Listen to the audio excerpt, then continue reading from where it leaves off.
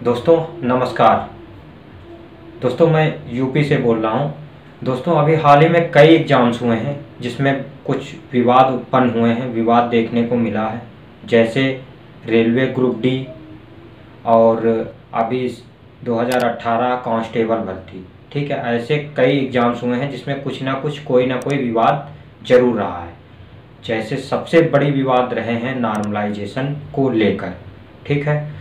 तो नॉर्मलाइजेशन को लेकर जो विवाद लगातार उत्पन्न हो रहा है, आखिर इसका जिम्मेदार कौन है और नॉर्मलाइजेशन जैसी विवादित प्रक्रिया जो है इसको अपनाया जा रहा है, ठीक है।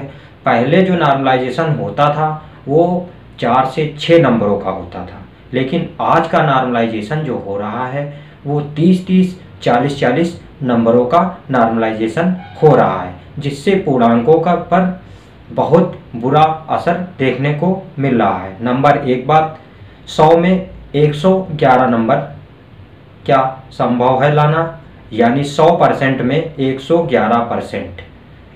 रेलवे की रिक्वायरमेंट बोर्ड की साइट पर बताया गया है कि 126 नंबर तक 100 में, यानी 100 नंबर के पूर्णांक थे, 126 नंबर तक प्राप्तांक दिए गए हैं, यानी 126% मार्क दिए गए हैं।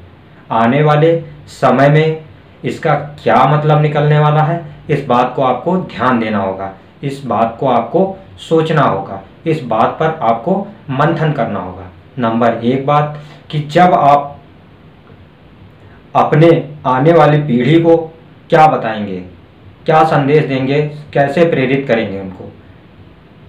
आपका भी शादी होगी, कई लोगों की हो चुकी होगी, उनके या आपके भतीजे होंगे, भाई के लड़के होंगे, उनको आप बताएंगे आने वाले समय में कि आपको 100 नंबरों में 200 नंबर लाना है, ठीक है। तो 100 नंबरों में 200 नंबर लाना है। और आने वाले समय में कोचिंग संस्थाएं भी ऐसे ही प्रचार करेंगी कि हमारे संस्थान में आप पढ़िए, वर्ल्ड का सबसे, भारत का, इंडिया का सबसे अच्छा संस्थान है, यहाँ पर 100 नंबर में 210 नंबर तक लाए जा सकते हैं। ऐसे विज्ञापन भी देखने को मिलने वाले हैं। और दूसरी बात यह है, सबसे बड़ी बात, कि ऐसा विवाद कैसे उत्पन्न होता है, इन सब विषय पर भी आपको सोचना होगा।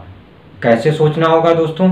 देखिए दोस्तों, हर जो भी आप फॉर्म डालते हैं उसकी रिक्वायरमेंट बोर्ड होती है, उनका चयन संस्था अलग होता है। जैसे यूपी पुलिस रिक्वायरमेंट बोर्ड अलग है, आरआरबी रेलवे रिक्रूटमेंट बोर्ड अलग है, वैसे ही सभी लोगों का एसएससी का रिक्रूटमेंट बोर्ड अलग है, ठीक है। तो इनकी चयन प्रणाली वहीं से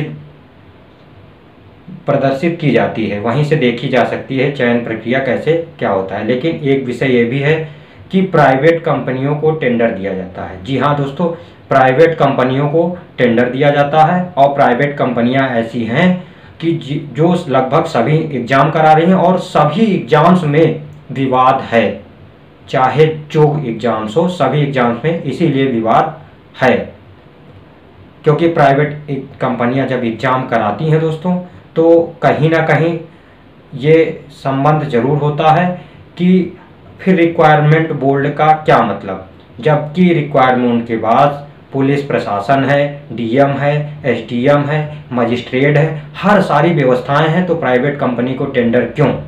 और ऐसे प्राइवेट कंपनियां जो हमेशा विवादों के घेरे में रहती हैं, उनको ब्लैक लिस्टेड क्यों नहीं किया जाता? और मुख्यतः ऐसी 1-2 ही कंपनियां हैं जिनको पूरे परीक्षाओं का टेंडर दे दिया जाता है ऑल इंडिया में। और ऐसा क्यों किया जा रहा है, जबकि उनकी चयन संस्था अलग बनी हुई है, जबकि हर फॉर्म जो आप अप्लाई करते हैं उनकी चयन व्यवस्था, चयन संस्था अलग है। मैं फिर बता रहा हूँ, रेलवे रिक्रूटमेंट बोर्ड और UP constable board recruitment board अलग है, फिर भी प्राइवेट कंपनियों को ठेका दिया जाता है, और प्राइवेट कंपनियों की मनमानी कह लें या कुछ भी कह लें, इस वजह से ऐसा होता है, ठीक है। अब चलिए बात करते हैं 40 नंबर अगर नॉर्मलाइजेशन में मिलता है आपको, या जिसको भी मिलता है उसके मायने क्या होते हैं। इसको हम लोग केवल एक नज़रिए से देखते हैं कि 40 नंबर या 36 नंबर या 20 नंबर जैसे प्रक्रियाओं में मिलता है, तो उसको हम एक पहलू से देखते हैं कि इतने नंबर मिले। लेकिन एक इसका दूसरा पहलू देखना होगा कि एक स्टूडेंट यानी प्रतिभागी को उसका नुकसान क्या होता है, ये भी आपको सोचना होगा। उसका नुकसान ये होता है दोस्तों कि अगर मान लीजिए आपको अभी हाल ही में उत्तर प्रदेश पुलिस भर्ती 41,520 नॉर्मलाइजेशन में 40 नंबर 35 नंबर मिला, तो 40 नंबर मिला, एक क्वेश्चन 2 नंबर का था उसमें, यानी 20 क्वेश्चंस के मार्क आपको फ्री में दे दिए गए। समझ रहे हैं, 20 क्वेश्चन के मार्क आपको बिना क्वेश्चन सॉल्व किए ही दे दिए गए। फ्री का मतलब यहाँ पर इससे है।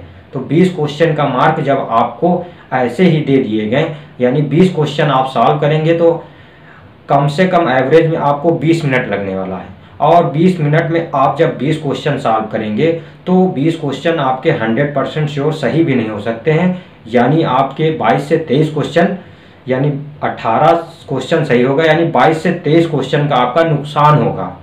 और समय जो है उनका समय भी बचा और उनको 20 क्वेश्चन के नंबर भी मिले, यानी आप आधे घंटे में अगर वो 20 क्वेश्चन सॉल्व करते तो आपको 18 क्वेश्चन सही होते और आपका आधा घंटा समय भी जाता। तो नॉर्मलाइजेशन से ये नुकसान है। एक सामान्य प्रतिभागी छात्र को नॉर्मलाइजेशन से ये नुकसान है। मैं फिर बता रहा हूँ कि सरकार को इस पर विचार करना चाहिए कि नॉर्मलाइज होकर इतने मार्क्स नहीं मिलना चाहिए कि पूर्णांक और प्राप्तांक का डिफरेंस जो है वो इतना बढ़ जाए कि प्राप्तांक जो है पूर्णांक से ज़्यादा हो जाए। ठीक है, ऐसा बहुत ही देखने को मिला है जो इतिहास में कभी नहीं हुआ। हम इस आपको बता रहे हैं इतिहास में ऐसा कभी संभव नहीं हो पाया है। और दूसरी बात यह है, मैं सरकार से बताना चाहता हूं कि ऐसी कंपनियों पर ब्लैक लिस्ट कर सख्त से सख्त कार्रवाई करनी चाहिए और प्रयास ये करना चाहिए कि सभी संस्थानों यानी जो रिक्रूटमेंट बोर्ड हैं वो अपना एग्ज़ाम खुद कंडक्ट करें, अपना एग्ज़ाम खुद कंडक्ट करें, जिससे आने वाले समय में ऐसी समस्याओं का सामना किसी प्रतिभागी छात्र को ना करना पड़े।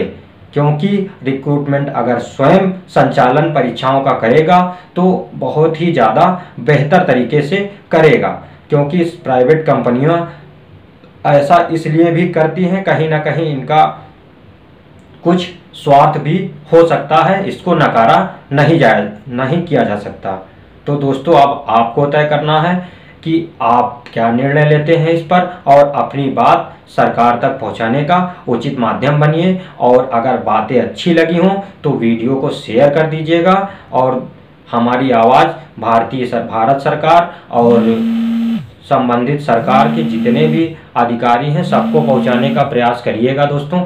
ठीक है दोस्तों, धन्यवाद वीडियो देखने के लिए, भावनाओं को समझने के लिए धन्यवाद।